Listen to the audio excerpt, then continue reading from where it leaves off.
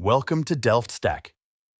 Today, I'll show you how to fix the insufficient permission error in Roblox using a few simple methods that work for most users. First, open your browser and go to the Roblox website.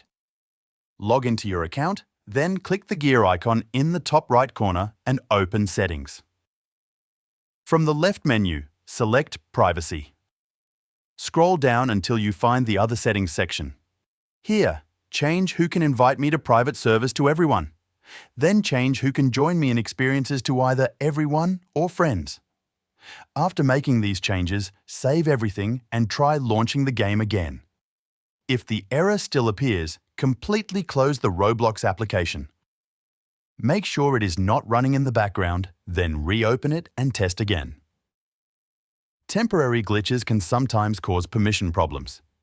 If restarting does not help, uninstall Roblox from your device and reinstall the latest version. This clears corrupted files and refreshes the app settings.